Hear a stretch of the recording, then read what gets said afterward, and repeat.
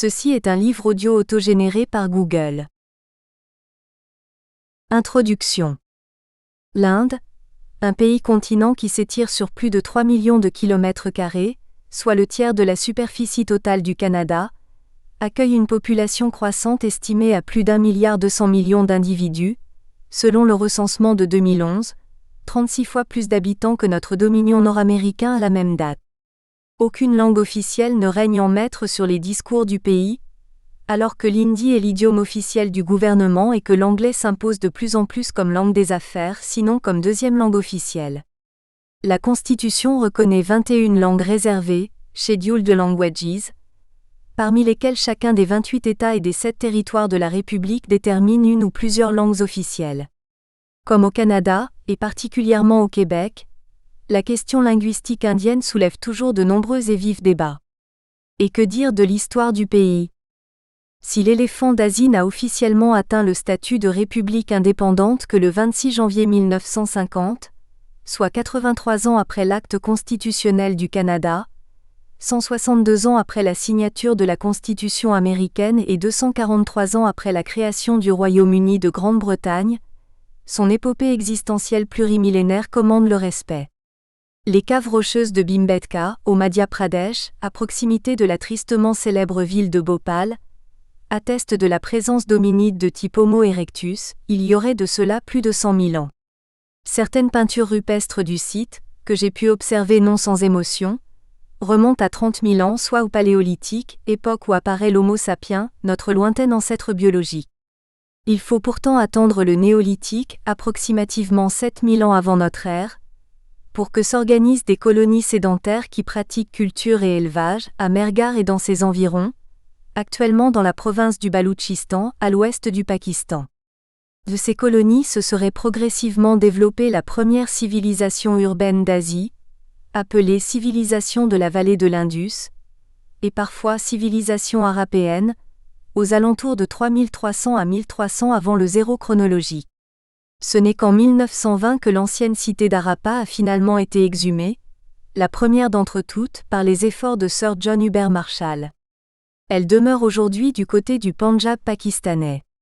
Son existence était pourtant connue en Occident depuis 1842, grâce aux écrits de Charles Masson, un soldat aventurier de la Compagnie des Indes orientales.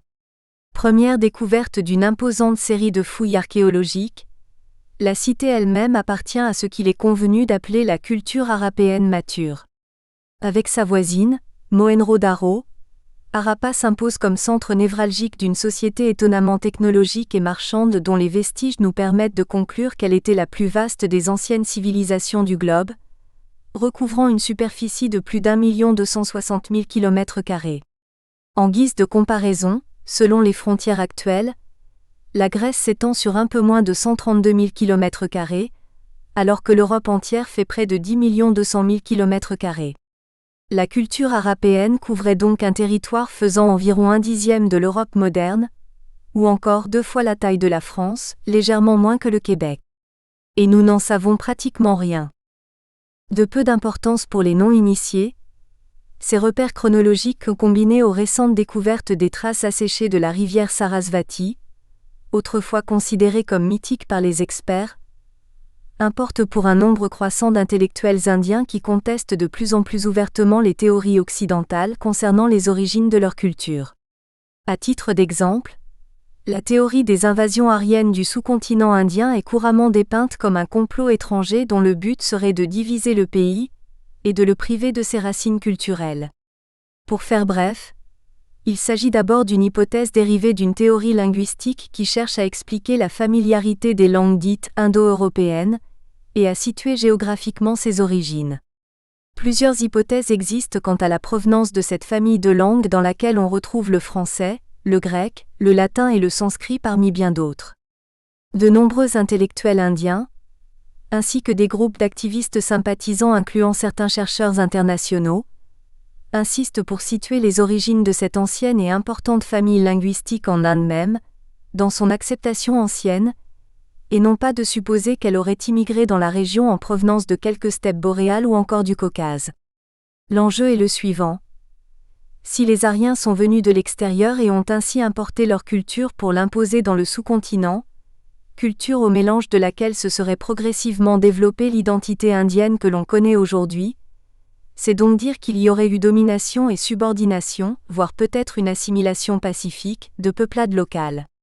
C'est dire que, comme au Québec, certains pourraient, à l'avenir, réclamer une forme ou une autre d'indépendance face à la position hégémonique d'autres groupes représentés comme envahisseurs.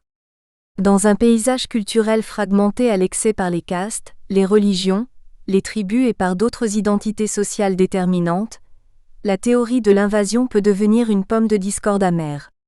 Aux yeux de plusieurs, non seulement la cohésion du pays est en cause, mais aussi des aspects essentiels de sa culture dominante, grossièrement baptisée hindouisme. Si des arguments estimables jouent en faveur des défenseurs de l'idée que l'Indo-européen soit sorti de l'Inde et non l'inverse, il arrive que leurs motifs soient parfois davantage influencés par l'esprit patriotique et religieux que par celui scientifique. Quoi qu'il en soit, pour preuve supplémentaire que rien n'est facile pour qui s'intéresse à la culture indienne et à son histoire, voilà un autre épineux sujet de débat. Déjà tant de dates, tant de noms étranges et de sujets de controverse alors qu'aucun aspect majeur de la culture indienne n'a encore été relevé. Je n'ai pas abordé l'Inde ancienne où apparaît la culture védique avec ses textes sapientiaux comme les 4 Védas et les premières Upanishads. Je n'ai rien dit sur l'apparition du bouddhisme et de son impact sur la société du premier millénaire et d'avant. Aucun mot sur le mystérieux tantrisme, ni sur le développement des multiples écoles philosophiques férues de logique et de scolastique. Sur les glorieux centres universitaires de la région, où se sont tenus des débats épiques, sur les subtiles théories littéraires des lettrés ou encore au sujet des enseignements politiques de Vishnu Sharma et de Kautilya, que l'on retrouve tant chez le Perse que chez l'Arabe et l'Européen comme chez La Fontaine et dans bien d'autres fables typiques. Rien non plus sur le rayonnement de la culture indienne à travers l'Asie. Sur l'arrivée des Moghols avec leurs arts, leurs sciences et leur islam suivis par la colonisation anglaise. Je n'ai encore rien dit. L'histoire de l'Inde, d'hier à aujourd'hui, est si vaste et complexe qu'il faudrait plusieurs volumes pour en esquisser seulement les grandes lignes. J'aspire ici à un projet beaucoup plus modeste et accessible, faire découvrir au public non spécialiste, et particulièrement aux Québécois, quelques aspects essentiels de la pensée indienne négligés des ouvrages généraux qui ont fortement influencé le développement de sa culture. Pour dresser la toile de fond de cette brève excursion à la fois historique et philosophique du sous-continent, j'ose évoquer mon expérience personnelle en Inde, où j'ai vécu 4 années durant comme chercheur indépendant et comme étudiant du Centre spécial d'études sanskrites de l'Université Jawaharlal Nehru de Delhi. Je ne prétends pas être exhaustif ni très scientifique, puissent mes collègues de l'Académie me pardonner à ce propos, ce n'est pas ici mon but. Je cherche simplement à partager ma passion à travers quelques tableaux, parfois plus poétiques que descriptifs, qui reflètent des aspects marquants de mon aventure intellectuelle au pays, avec l'espoir que ces récits puissent inspirer le lecteur à persévérer dans ses recherches et qu'il ose enfin aborder sans peur les sanctuaires intellectuels oubliés, le legs précieux de ses ancêtres humains d'Inde et d'ailleurs. L'histoire de l'Inde a contribué de façon marquante et sans égale à l'héritage culturel de l'humanité. L'Inde, sans doute, est pour l'homme moderne un miroir aux reflets fascinants, une fenêtre sur l'hier, l'aujourd'hui et le lendemain. Le chercheur qui s'attaque à l'Inde, peu importe sa discipline, est vite pris de vertige. Comment se retrouver parmi un tel panthéon de dieux, de rois, de sages et de poètes bigarrés ? L'océan littéraire indien semble infranchissable. L'aspect élusif de l'histoire de la région, où cohabitent le mythe et la réalité, donne parfois la nausée. Il n'est pas évident de savoir par où commencer. Pour éviter le naufrage, il faut choisir son ancrage, si mince soit-il. Sur cette base plus ou moins solide, petit à petit, il devient possible de naviguer à travers les vestiges anciens et les constructions modernes de l'identité d'un peuple dont la génétique raconte l'histoire du monde. En guise de compas, j'ai choisi le sanskrit, sa grammaire et son mode de discours philosophique, sujets intimement liés dont les ramifications apparaissent comme autant de canaux et de voies navigables entre l'Inde ancienne et sa réincarnation moderne. Alors qu'il n'y a pas si longtemps tout article d'intérêt consacré à l'Inde se conjuguait au passé, voilà qu'aujourd'hui l'Inde moderne accapare toute l'attention. Partout on parle du réveil de l'éléphant d'Asie, de l'émergence de nouveaux marchés, de partenariats économiques, de modernisation et de développement. L'Inde fascine. Des correspondants viennent ouvrir comptoir dans les métropoles indiennes et offrent aux publics étrangers des condensés de l'actualité et des clichés d'une culture aux allures qui détonnent, quand elle ne choque pas tout simplement nos valeurs nord-américaines. Les voyageurs viennent seuls ou en groupe, s'inspirer d'un air à la fois nouveau et ancien, rarement frais et souvent pollué, à moins qu'ils se frayent un chemin à travers les cieux cristallins de l'Himalaya. Il y en a de tous les genres. Avec les inévitables corps diplomatiques, plus attachés à la bonne chair et au vin qu'au secret d'État, il y a les hippies venus échouer sur les plages d'alcool bon marché de Goa, les étudiants au pupitre des écoles de langue et de yoga, les gens d'affaires à la recherche d'aubaines et d'occasions, les férus d'aventure sur les pistes de la soie, les romantiques posant devant le Taj Mahal, les éternels chercheurs d'eux-mêmes sur la voie des gourous.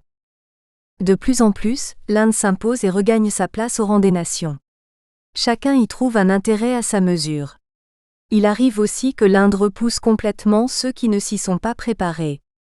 De tout ce beau monde appelé par l'exotisme, peu sont capables de lier le présent au passé et ainsi d'apprécier pleinement toute la richesse de la culture qui se présente à eux.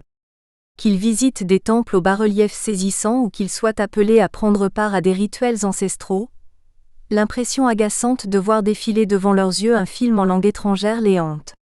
Ils voient sans comprendre un monde qui les interpelle.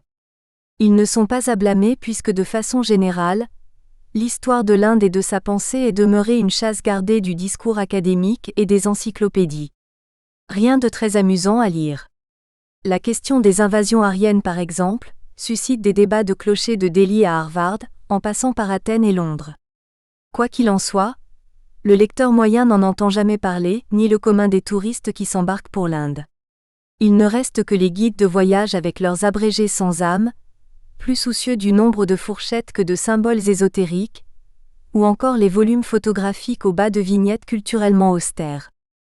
C'est un peu pour pallier à ce manque que m'est venue l'idée de ce livre, qui ne peut être qu'un premier pas. Mais aussi, et peut-être surtout, pour partager une aventure intime suscitée par l'impératif de savoir. Parce qu'il m'apparaît qu'aujourd'hui, plus que jamais, savoir et mémoire périclitent. Les experts publient pour eux seuls, en une sorte de suicide rituel collectif. Les amateurs s'improvisent connaisseurs et s'expriment à tous les vents. Les journalistes n'ont que très peu de temps pour s'adonner aux recherches que nécessitent les sujets plus complexes. Les philosophes ont d'autres problèmes à attaquer que de corriger le semblant de savoir qui se propage sous la bannière multiforme du nouvel âge. J'essaierai donc de marier les styles, en passant de l'académique au poétique, en une sorte de journalisme intellectuel, ayant parfois recours à des récits personnels et empruntant ici et là la plume philosophique, pour raconter quelques mythes qui se rencontrent en Inde, sinon pour réfléchir à quelques belles idées que cette culture intellectuelle invite à découvrir. Néanmoins, que cela soit dit, ce bref exposé demeure un acte d'érudition. Donc, son plaisir ne se découvre qu'à force d'efforts. Mais enfin, quel plaisir valable peut-il s'offrir sans peine ? J'implore donc le lecteur. Il faudra peut-être relire certains passages, à quelques reprises. Il n'y a aucun mal, ni aucun problème, à admettre que certaines idées puissent prendre du temps à germer. Au départ, il m'a semblé nécessaire d'explorer différentes avenues par lesquelles une culture plurimillénaire arrive à se transmettre au quotidien, dans un présent aux exigences si éloignées des préoccupations anciennes. Ensuite, m'est apparue l'urgence de me resituer, en tant qu'homme du XXIe siècle, face au miroir en mosaïque que m'offre l'étude de la pensée humaine dans son expression orientale. Sans tourner le tout en traité philosophique ou en thèse, j'approcherai ces idées plus ou moins directement au gré des vagues, en tentant d'éviter l'inévitable, la dérive. Une des lignes directrices derrière cette aventure littéraire est celle du yoga de la raison, une culture intellectuelle et religieuse qu'il m'est donné d'explorer en tant qu'universitaire. Le yoga, aujourd'hui, est davantage connu comme une pratique physique, sinon psychosomatique. C'est ce que les multiples centres de yoga qui foisonnent à travers le monde laissent à penser. Il n'est malheureusement pas rare de rencontrer des adeptes du yoga moderne qui, non seulement n'en savent pas davantage sur les racines de cette pratique, mais qui en plus affichent une attitude fortement anti-intellectuelle qui barre la route à l'autocritique. Or, il arrive que les écoles indiennes qui ont véhiculé et transformé les grandes idées du yoga, à travers les siècles, ont généralement accordé une grande importance à la culture intellectuelle, voire à la spéculation philosophique avec ses composantes linguistiques, logiques, rhétoriques, épistémiques, ontologiques et ainsi de suite. Pour certaines, même sur lesquelles j'insisterai un peu plus en ces pages, la liberté fondamentale à laquelle aspire le yogin est intimement liée à la capacité intellectuelle de discerner le vrai du faux, le désirable de l'indésirable, sinon d'évaluer les propriétés qui font d'un discours un exposé valable et acceptable. Combien d'écoles n'ont pas accusé leurs compétitrices d'incohérence et d'illogisme, des erreurs qui, à leurs yeux, bloquent certainement l'accès au réel et à ses corollaires, la paix et la liberté d'esprit.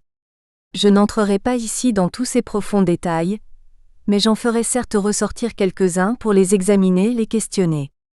J'essaierai de le faire de façon à laisser filtrer la poésie, histoire de s'amuser un peu, et aussi pour permettre une certaine critique, soit de la pensée indienne en question, sinon de notre propre culture, une héritière trop souvent ignorante du legs humain ancien qui pourrait lui être utile. Mais avant d'en arriver au yoga et à ses variantes philosophiques, il m'apparaît nécessaire de dire quelques mots préliminaires sur la langue qui en a véhiculé les classiques, ainsi que sur quelques grands thèmes de base de la culture indienne. À la lecture de ces brèves lignes, le lecteur acquérera donc un éventail de savoirs à même de lui donner une idée de l'univers psychologique, philosophique et culturel dans lequel doit se lancer celui qui aspire sérieusement à connaître du yoga plus qu'une série de postures, somme toute inventées au dernier siècle sous l'influence de la culture physique et militaire occidentale. Comme certains concepts lui seront nouveaux, il est avisé d'apprendre à développer une certaine flexibilité intellectuelle. Enfin, si ce bref exposé ne pouvait qu'avoir attisé la curiosité du lecteur et titillé son esprit critique, il aurait déjà dépassé ses espérances. Chapitre 1 aux origines, le sanskrit. Avant de se lancer à la découverte de la culture indienne et de sa pensée, il importe d'acquérir quelques connaissances de base. D'abord, il faut reconnaître la langue qui a façonné le paysage intellectuel du sous-continent indien, sinon de l'Asie tout entière, à travers les millénaires. Elle a été nommée Samskrita, sanskrit en français, un terme riche de sens composé du préfixe sam conviant le sens de ensemble, et de la racine verbale skar, l'équivalent du verbe faire, qui est aussi la racine du terme karma, désormais populaire, qui renvoie à l'action et plus particulièrement au prototype de tout acte, l'acte rituel, le karman. Le terme sanskrit renvoie à l'idée d'un assemblage, d'une structure élaborée, d'un ordre élégant ou encore d'un ornement voire à la perfection même. Le mot apparaît d'abord dans le RGVE accent aigu DA, la portion la plus ancienne du VE accent aigu DA, un texte sapiential et liturgique chanté en contexte rituel.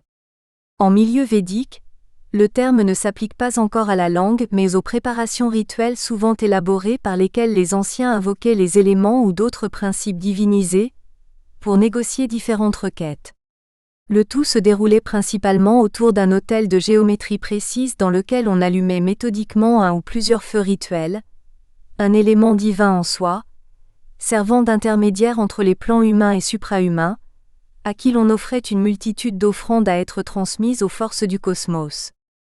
Ce n'est que beaucoup plus tard, à la période qu'il est convenu d'appeler classique, que le terme Samskrita commence à être employé pour distinguer un mode d'expression parmi d'autres. Comme pour la majorité des événements historiques de l'Inde ancienne, il est difficile de préciser une date fixe qui marquerait le début de cette période, mais la tendance est à privilégier une datation oscillant autour du milieu du premier millénaire avant notre ère.